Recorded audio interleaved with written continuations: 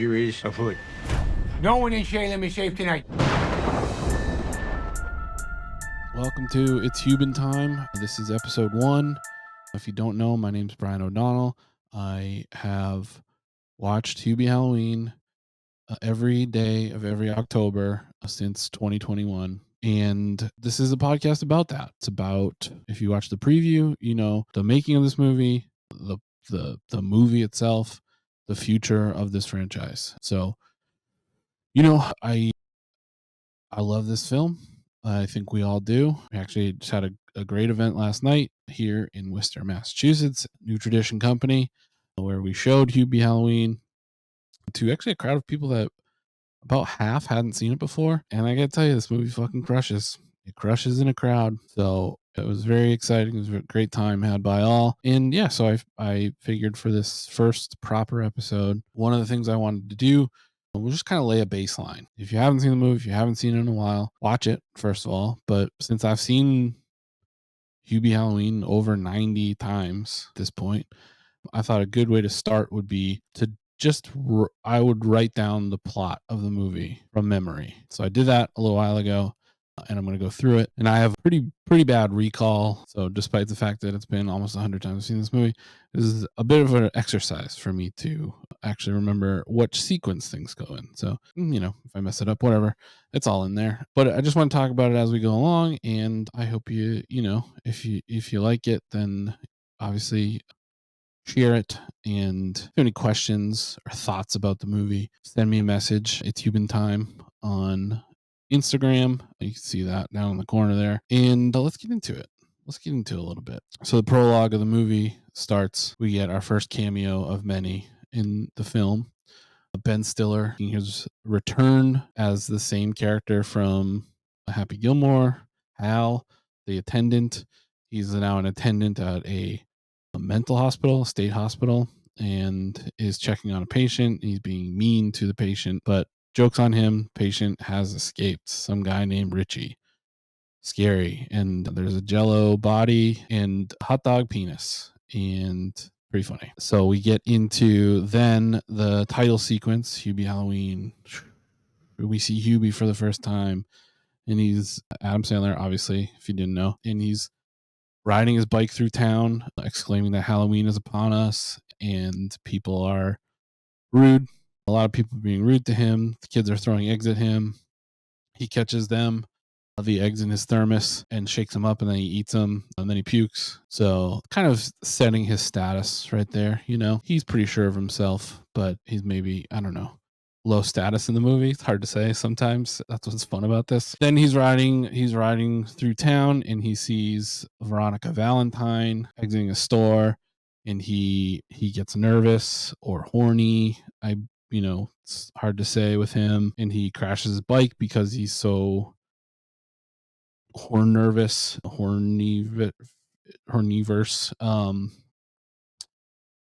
Veronica Valentine, played by Julie Bowen. Of course, another return appearance from Happy Gilmore. And yeah, he plays it off by pretending that he's an animatronic Halloween decoration. Smooth as hell. Then we see he's a worker at grocery store deli, and he's helping the people, and he calls out, and there's an O'Doyle boy, Billy Madison reference, and his crew. He calls them out because they're buying lots of eggs and toilet paper. It's the day before Halloween. They're up to no good. So he says something to them, and then they like are mean to him. Everyone's mean to him. And then Ray Liotta, he shows up, also mean. He's bullying Hubie. He calls it Pubie, rude. And then together with Hubie's coworker, Michael Mundi, they scare Hubie. Michael puts a sheet mask on, hides in the deli case, and he scares the heck out of him. So we're establishing here that everyone is shitty to Hubie, and for not like good reasons. You know, it doesn't seem to be good reasons. We don't see him doing anything wrong. You see him kind of just being himself. So it's, you know, there's a lot of villains in this town of Salem, which is true to real life. Salem is, you know, it's a bad town. This is a lot. This is an accurate portrayal of the citizens of Salem, Massachusetts. So Hubie leaves work and he immediately reports to the police. We see Kevin James playing Officer Steve, and he reports to him that the kids are buying all the eggs and toilet paper. But clearly, again, Officer Steve can't deal with this guy. He doesn't. He's bothered by him. He's put upon by him, and so he blows it off. And also, because he just got a call from another town about an escaped crazed maniac from the state hospital named Richie Hartman, who Steve has a history with, and they think he's heading to Salem. So he's a little freaked out by that. And so he brushes off Hubie. And Hubie's leaving, and he gets chased down by that rat fuck O'Doyle and his gang for snitching. He shows off some like power moves on his bike, like some really like sick tricks. But eventually there's too many of them. They run him down and they run him off the road, and he crashes his bike once again, second time in 5 minutes. Good thing he wears a helmet. But he crashes right in front of his house, luckily. But there he meets his new neighbor, Walter Lambert, who is played by Steve Buscemi. And he is very kind to Hubie, but he tells him that if he hears any strange commotion coming from his house, he should stay away. And also, they comment on the Halloween decorations at Hubie's house. And also, there's a big sheet covered in piss on it, which is a return cameo from The Waterboy. So that's nice to see. Piss sheet again. It's good when it's always good when piss sheet gets work. Not enough call for piss sheet these days. Next, we meet Hubie's mom, Mrs. Dubois, and she's wearing a new shirt that she bought at the thrift store that says "Boner Donor." Hilarious, really, really good bit. They discuss it in detail about how a boner is a mistake, and if you donate boners, then you make mistakes a lot. So it's like a funny misunderstanding that will obviously come back later. This is Chekhov's shirt. His mom, she has a talk with Hubie about how he needs to stick up for himself against bullies in the town. There's so many bullies in the town. They're so unfair to him. But he says he gets scared. He's too scared to stick up for himself. So he that's why he just lets them walk all over him. He goes up to his bedroom, and before he goes to bed, he looks through his high school yearbook, and where he was voted most likely to marry his pillow, which is rude. It's mean. They're being mean. Everyone is always mean to this guy. But he looks back and he looks and sees that Veronica Valentine and Officer Steve were a couple, and he wishes that he was a couple with her instead. And if he was only a little more confident, then he could have been a couple with her. And then a big Halloween decoration pops up and scares him, and he throws his yearbook through his window. Oh, it's important to mention that he's very scared. He loves Halloween. Hubie loves Halloween more than anything, but he's terrified of Halloween, seemingly. Anytime a Halloween decoration pops up, it scares him, and he has like a crisis level reaction to it. Important for later, so keep that in mind. But earlier, a few minutes ago, he smashed the head off a skeleton, and then now he throws his yearbook through a window at a blow up Frankenstein. And so, that's where we're at with this guy. He's a complex character, and that's what I like about him. Next morning, it's Halloween Day. We get a newscast where everyone is dressed as Harley Quinn. It's a funny bit, and they're interviewing the mayor of Salem, who is George Wallace, legend, about all the fun activities planned for that day and night, establishing how crazy it gets in Salem on Halloween, which is again a true thing. Don't go there. Like from September to October to the end of October, just don't bother. It's too nuts. Veronica is watching the news while her 3 kids get ready for school. Their names are Tommy, Danielle, and Cookie. Danielle and Cookie, played by Adam Sandler's real life daughters. They're great. They do a great job. A lot of shade gets thrown at nepo babies, but this one, it's fine. They're children. It's fine. Next, we see Officer Steve. He's called out to a farm to investigate the mysterious death of a beloved pig named Peanut. This is a great scene. It is Lavelle Crawford and Kim Whitley are in the scene, and they, instead of being, this is the one scene where people are mean without being mean to Hubie. The husband and wife are married and mean to each other. Well, I guess a lot of husband and wives in this movie are mean to each other. That's a dim view of the world, right? But it's played for fun laughs, and these two are hilarious, and I love this scene. And I wish we honestly, I would love to just see more of these characters. They should be back for the sequel, of course. Hubie Tubi, which hashtag make Hubie Tubi. It's very important that we get a sequel as soon as possible. And again, please put me in it. Please let me work on it, whatever it takes. But so we get a little establishment there that somebody has killed the pig of the farmers, and Officer Steve's a little he just heard about Richie Hartman getting out. What's going on here? Maybe he actually did show up to town. Next, we see Hubie showing up at the Salem Witch Museum, where Veronica is chaperoning Danielle's field trip. The docent at the museum is mean to Hubie, and Colin Quinn is playing a janitor. He is also mean to Hubie. I think nobody is better at playing like low status. Like Colin Quinn is the butt of this, like the joke in this scene. Like it's like, oh, this fucking idiot thinks he's better than Hubie. That's the joke of the scene, and nobody kind of plays that better than Colin Quinn. I think he's incredible at it. But everyone, I'm just going to lay out every time somebody's mean to Hubie in the movie. And because you'll find out it's all not warranted. It's like Charlie Brown level of people just hating this guy for no apparent reason. But he tries to help, and the docent is rude to him. Hubie offers Danielle and her friend some soup, which is classic Hubie. And then Veronica like hardcore flirts with him. For like a second, and then he mentions his new neighbor Walter Lambert, and she tells him that she recognizes that name from a very strange tombstone she saw in the cemetery, and that he should check it out. So his interest is piqued by that, so he goes to investigate. He goes to the cemetery during what turns out to be Ray Liotta's father's funeral, which is a lot.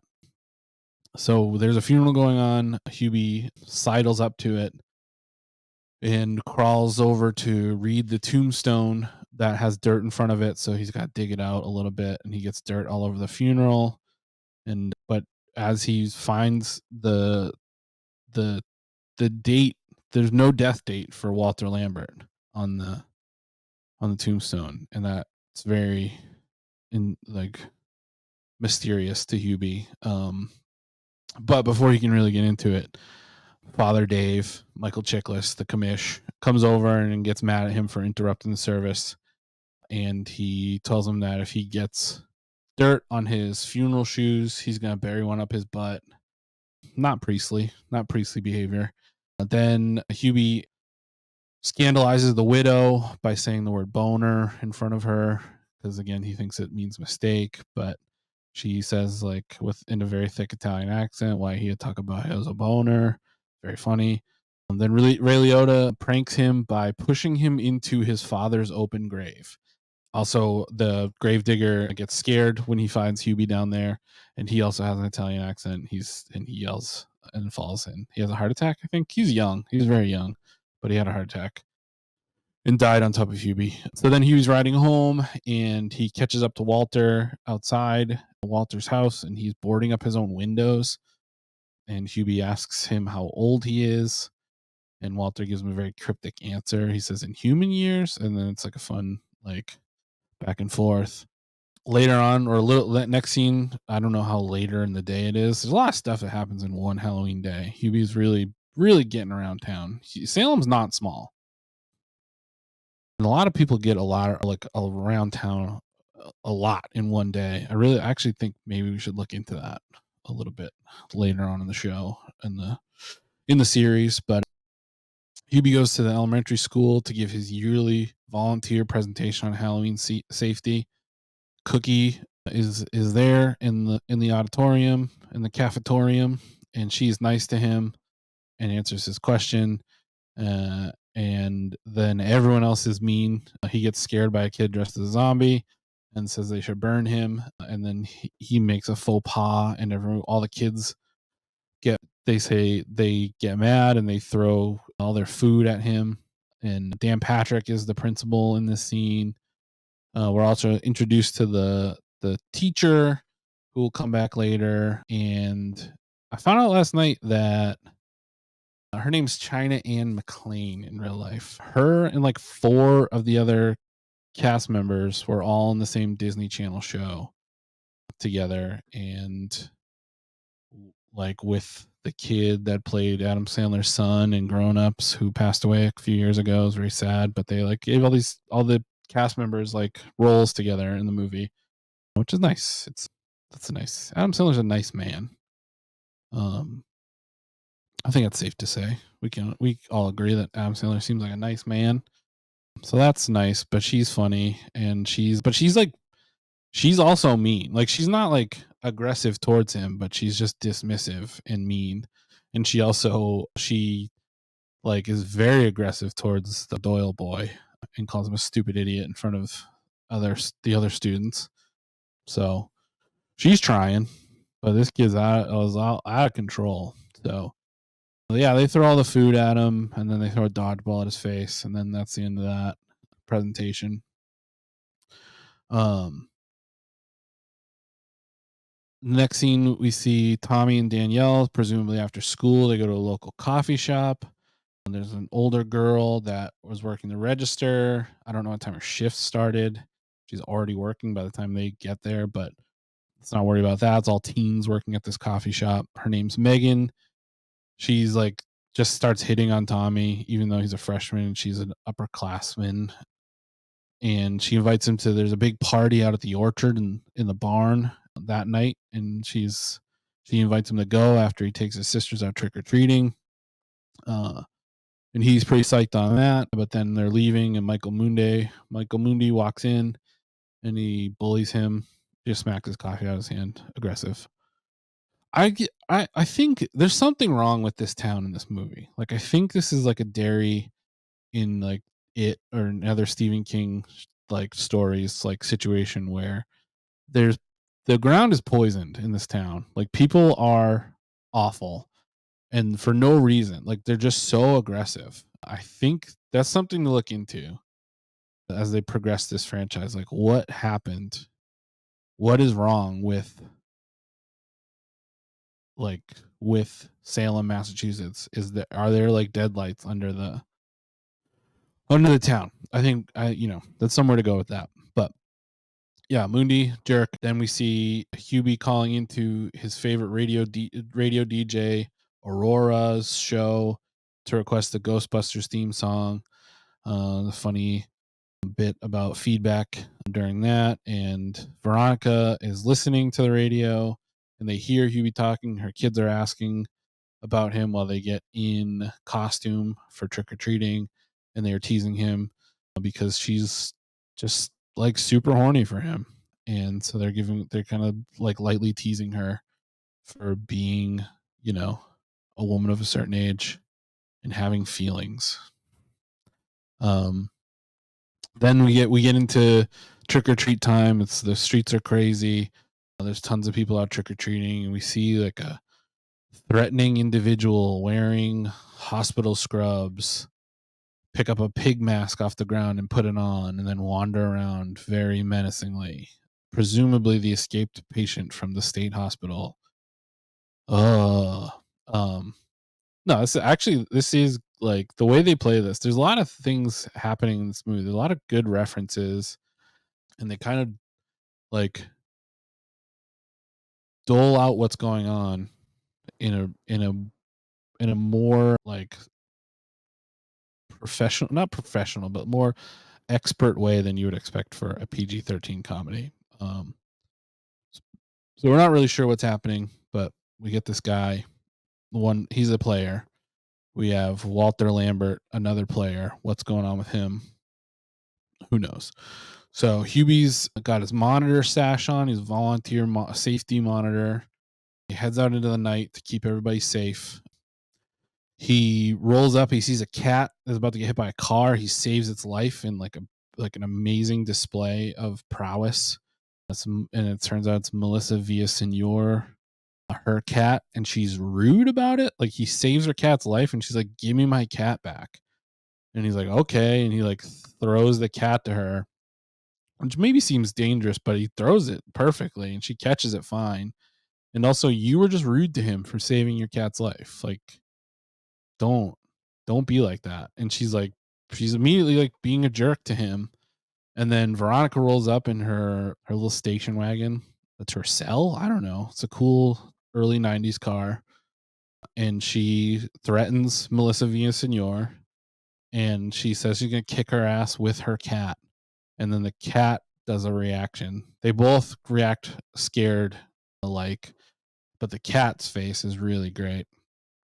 And also, it's funny that the cat understands English and understands it well enough to know it's being threatened. That's a good bit.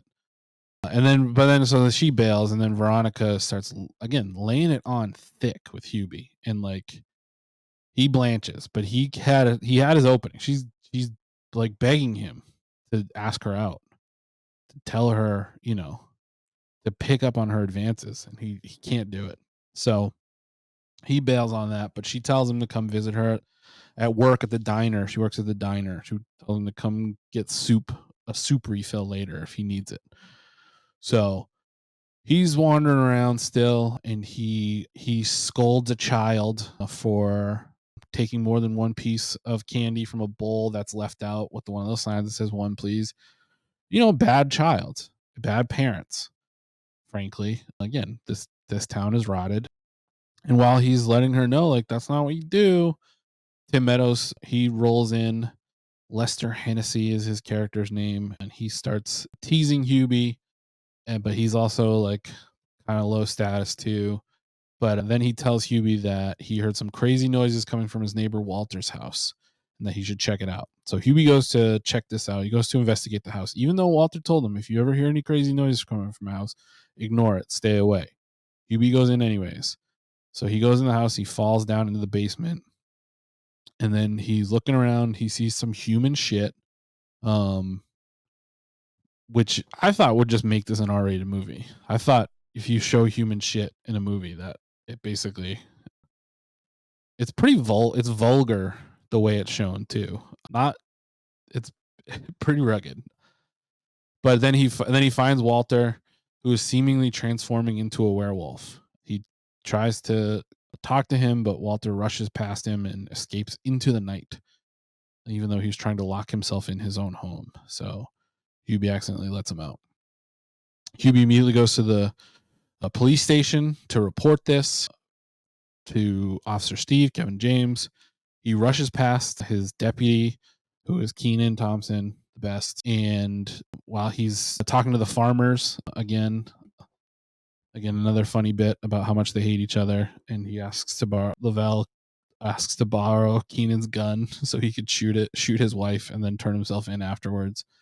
So they bail, and then Hubie's telling him about his neighbor, but he brushes it off. He blows it off. He doesn't believe him, obviously, but he doesn't want to deal with him. So he comes up with a plan to try and get rid of Hubie, get him off his back. He offers him a job as an AUU, what he calls an auxiliary undercover unit. He tells him to do his investigations, look around, see, notice all the things that he notices. He's very good at that, but keep a log of it, a detailed log, and then drop it in the trash can outside of town hall, which is monitored, quote unquote, 24/7. So he's telling him, like, oh, we can't be seen together because you're undercover, but we will know what you're reporting to us. And so Hubie's like, this rules. He loves it. So he's like, okay, on board. He takes off. The girls, Veronica's daughter, Cookie and Danielle, they're at home after trick-or-treating. They realize that their brother is not there. They can't find him anywhere in that house. And they realize that he must have snuck out to go hang out with the girl from the coffee shop to go to the party. So we cut to that party where Hubie has now showed up to the orchard to investigate the party and to monitor safety wise what's going on. Just he's a nosy guy. He gets involved. He really starts harshing on the kids at the party. He takes away their vapes. He takes away their beers. He stops them from necking. So they jump to threatening to violently murder him. A child dressed as Pennywise, maybe a clue to what's going on in this town, in the background that we don't even get into in this movie, but my theory, threatens to beat him with a tire iron, and then the rest of the party says they're going to kill him. So they kick him out of the party. While this is going on, Michael Mundi decides he's going to prank Hubie. He has his friend tell him that a child got lost in the corn maze. Hubie immediately springs into action. Now, Tommy and Megan, who have found each other at the party and are hanging out, they feel bad. They decide to warn him it's just a prank. While they're looking for him, they run into the corn maze. They find Michael Mundi, who punches Tommy in the face for some reason, but punches him with one of the worst form punches I've ever seen in my life. And that's insult to injury. If you're getting bullied and beaten up by a guy that cannot throw a punch, that's worse. So I think that's the reason why they did it like that. And then Mooney runs off because he hears Hubie coming, and he's still going to try and scare him. But before he can do that, somebody unseen, we get a point of view shot from somebody wearing a mask. We can just see through the eye holes, the triangle eye holes, and they come upon Michael Mundi, and they drag him off while he screams. Tommy and Megan, they find Hubie, and they warn him that it's just Michael playing a trick, trying to prank him. And in turn, Hubie says that he should be home. Tommy should be home watching his sisters. And if he heads home immediately, he'll cover for him. He won't tell anybody that he saw them out. So they thank him and they head out, and he goes off to leave as well, but he gets lost in the maze. He can't find his way out. And while he's trying to find his way out, he comes across Mundi, who's tied up with a corn cob in his mouth, and is immediately dragged off, whipped off into the corn maze by a hidden figure, presumably the masked assailant. Hubie immediately shows up at the trash can, the dead drop, to find Officer Steve. And he tells him that Michael Mundi was absconded with, kidnapped. And, Officer Steve doesn't believe him. He's like, I can't deal with this right now. He thinks that there's just a pig murderer out there. That's more important to him. So Hubie tells him that he also found a ticket to the drive-in movies that Michael left behind with his fake Freddie Mercury teeth from his costume when he got yanked away. So Officer Steve tells him to go check. Well, they'll go check that out. So we cut to Tim Meadows again, Lester Hennessy, and his wife, who is, I believe, never given a first name, just Mrs. Hennessy. They're in their car at the movies. They are also mean to each other. Seems like Maya Rudolph hates her Dorcas husband, so they're being rude to each other. And then they notice Hubie spying on people at the drive-in. They decide they're going to prank him too. Classic. They do a ghost car move. He's dressed as a headless horseman. He hides in the car. It makes it seem like it's a ghost driving it, and they try to run him down with the car. Straight up tried to kill him.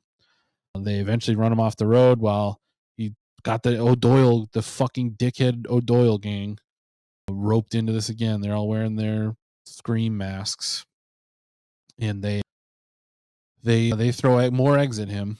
He runs off into the woods, and while he's running through the woods, he comes across Walter, who is going shithouse on a pumpkin, just going nuts on that thing, chowing down, but also in a wolf manner, a very wolf manner. Now his arms are all hairy. He's got he's very lycanthrope like, but he feels bad for how they interacted earlier at Walter's house. But Hubie's not. He's he knows that this guy is a werewolf. He asks Walter if he's a moon crazed beast from beyond the grave.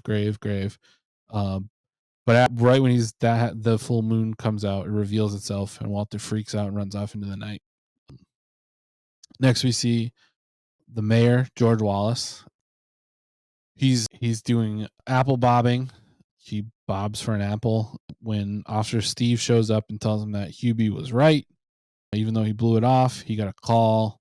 Michael Mundi never made it home that night, and that they need to shut down all the events, the fireworks, and all the events for the night because there's a killer or a maniac or something on the loose. The mayor goes full Jaws mayor, refuses to shut things down because of all the tourism dollars that will be lost if they do. This honestly, they always play this in movies as like a asshole like mayor. This is regular mayor stuff. Any mayor would act exactly this same way. All of them are asshole cowards. So this is just regular mayor shit. But it's not good, obviously. And Kevin James is not happy. Meanwhile, Danielle and Cookie, they have gone off to try and find Tommy. They're worried about getting in trouble, him getting in trouble for leaving them all getting in trouble. So they decide to go find him. They wander back out into the streets to figure out how to get to the orchard where they know the party is so they can find him.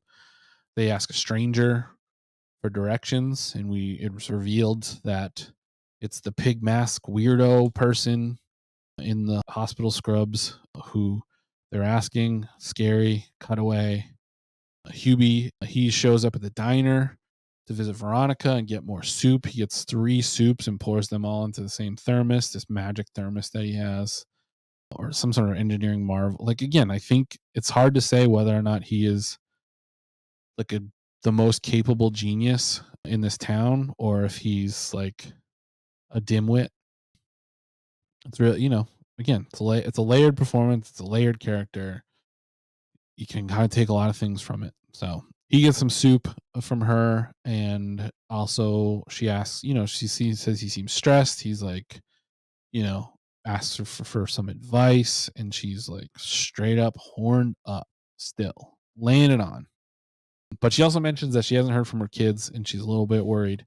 But Hubie reassures her and decides to essentially go look for himself because he knows that he doesn't tell her, but he knows that Tommy's not at home with them. So then we see the Hennessy's. They're the Tim Meadows and Maya Rudolph. They're driving home after the movies, pranking Hubie, and they're laughing about how much of an idiot he is. And when they come upon a dark figure in the middle of the road, they have to stop their car. They're slamming their brakes. And they go. Tim Meadows gets out to figure out what it is or who it is or what, and he realizes it's a scarecrow. But as soon as he does, it cuts away, and he clearly gets like hauled off, much like Michael Mundi did earlier.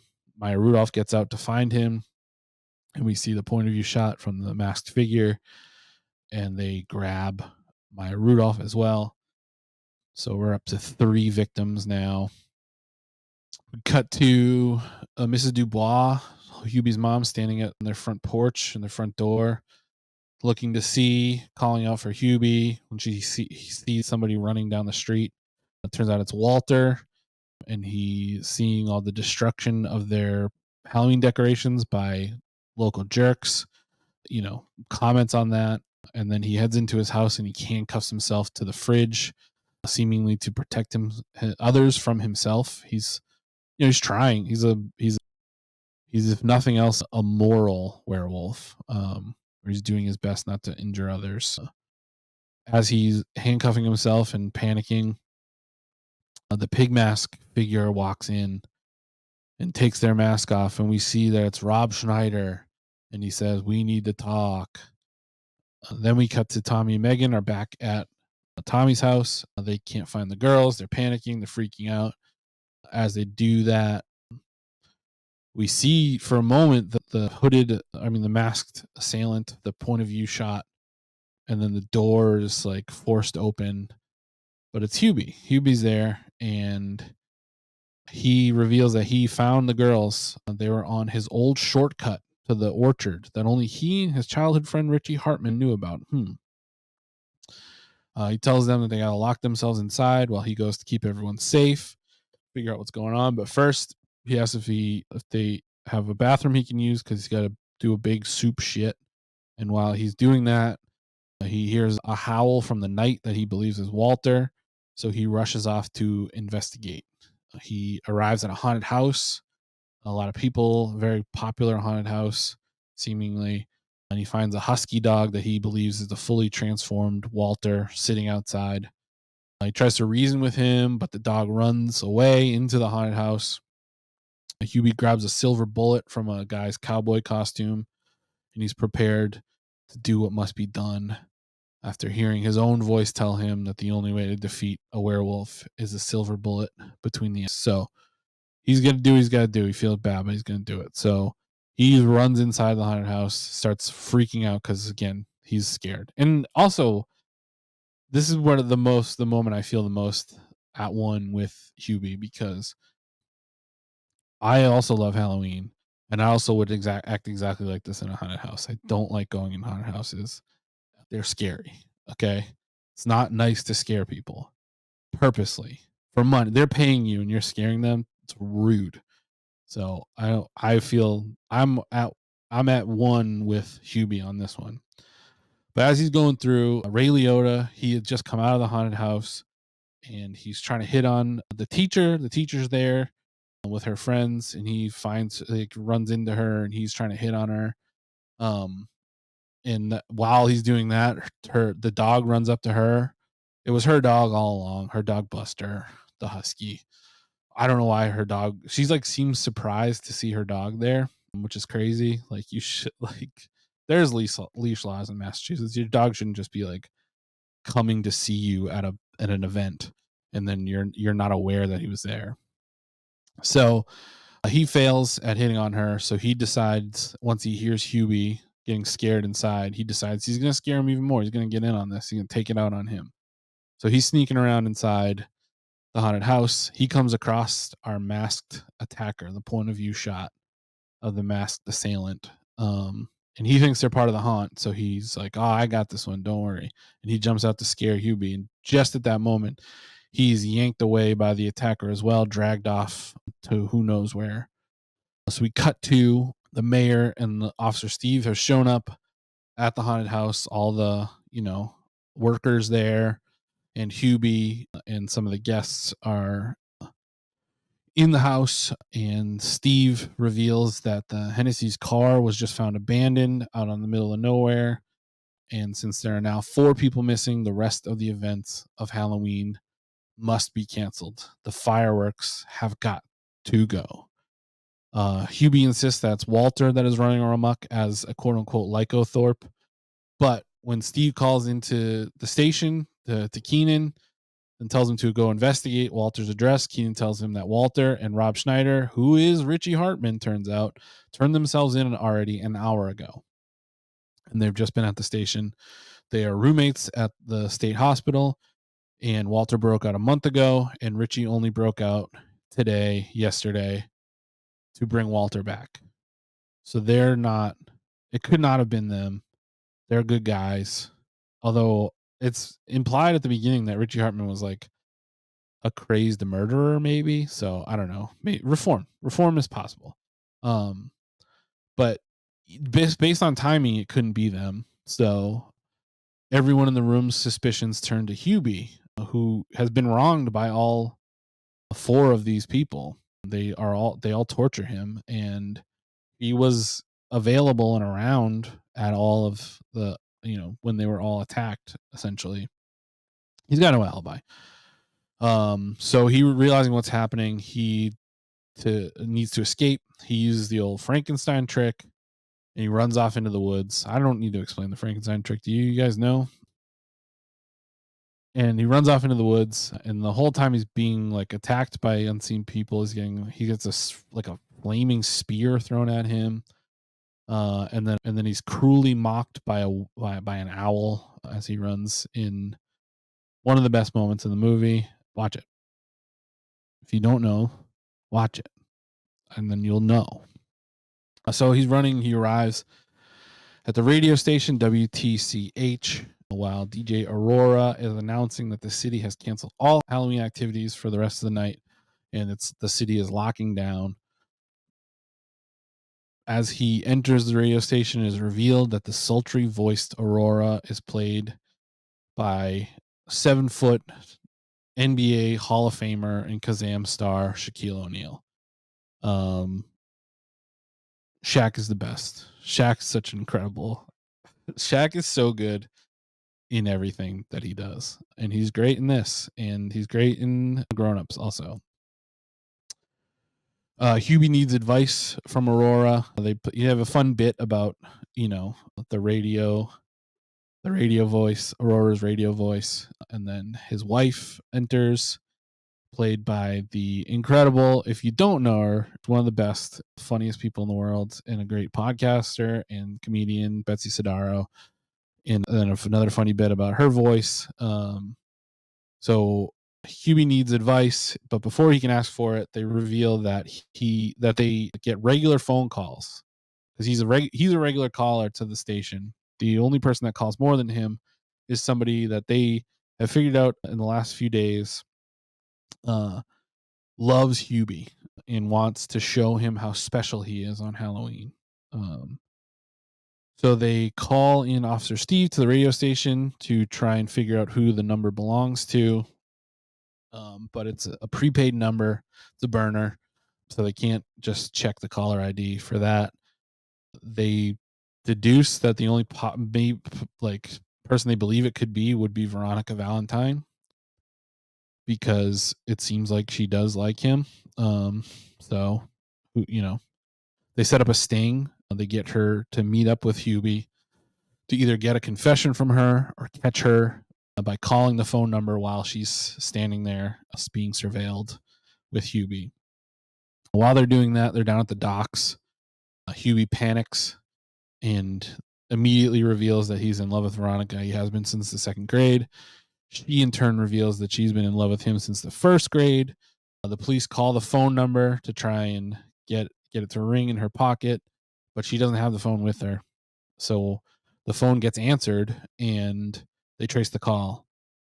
And the call is coming from inside Hubie's house. He's about to kiss Veronica when they tell him over his earpiece that the call is coming from his mom's house. He freaks out. He steals a boat and races home to save her. He arrives. They had Father Dave there to help protect her because they don't have any other cops in this town. Salem's a major, it's not a 2-officer town. But nonetheless, Father Dave is supposed to be watching her. He's not watching her. He was setting up a prank for Hubie on the front lawn instead. Hubie runs inside, panicking that his mom's not okay.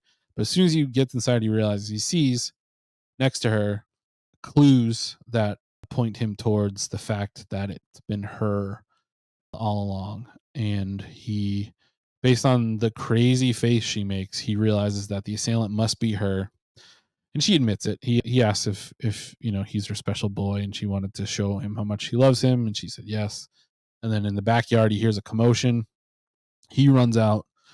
She picks up her phone, seemingly calling the news to film what's going to happen. He finds the 4 victims, Ray Liotta, Tim Meadows, Maya Rudolph, and Michael Mundi, in the backyard, tied up to stakes.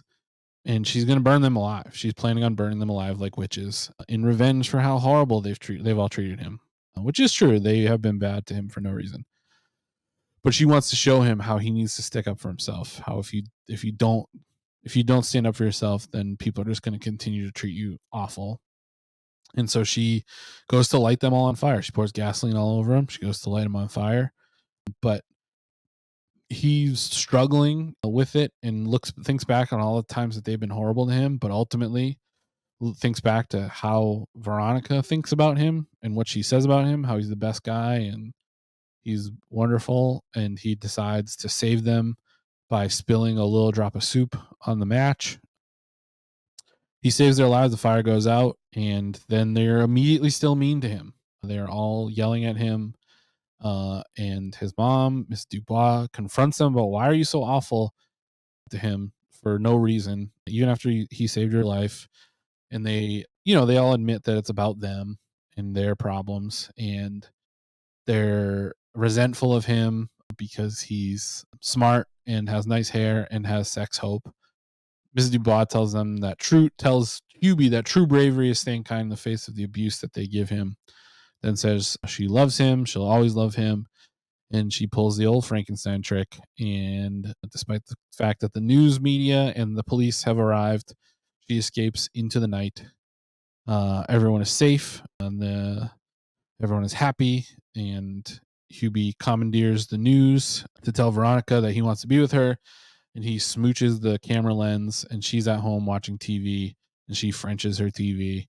And then they cut to 1 year later, and they are now a family. They and the kids are all together, happy, wonderful. And it's Halloween the next year, and the kids are dressed as people from the events of last Halloween, such as Walter Lambert and Richie Hartman and Father Dave and Officer Steve. And it seems a little inside, I guess.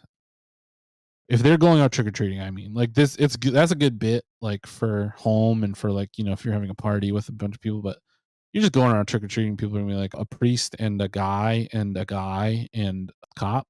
Like, it's a little inside baseball. But hey, great costumes, and there's a great line from the younger Sandler daughter to Kevin James there. She's got the stuff. She's got the chops, I gotta say. But so Hubie it's revealed he's now the mayor of Salem, and everyone around town is really nice to him now. Even that fucking piece of shit little dickhead O'Doyle boy. He's polite and nice. And then the last word in the movie is Shaq saying shit. So that's Hubie Halloween. I mean, it holds together incredibly well. It's complicated, but in a good way. It's never obvious what the reveal is going to be, even though there are hints throughout. It doesn't lay it out, but it holds together. To me, it holds together. And like I said before, it hits in a crowd. The jokes are really good.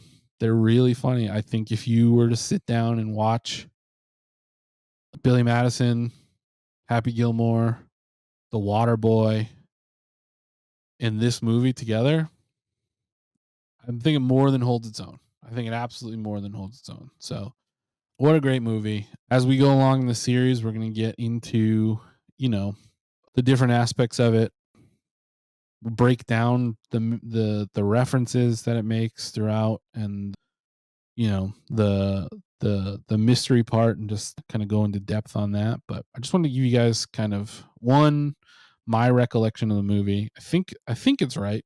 Again, almost 100 times I've seen it, so I think it's right. And also just give a baseline if you haven't seen it in a while. Again, it's on Netflix. I think we mostly all have Netflix. If we don't, I don't blame you. It's $20 a month. It's a little expensive. But yeah, let me know what you think in the comments. Send me a message. It's Hubin Time on Instagram. And I hope you enjoyed it. I hope you stay tuned, and we'll see you next time. It's Hubin Time, everybody. Goodbye. Got some spaghetti and meatballs for you. Okay, let's lay in and tramp that shit.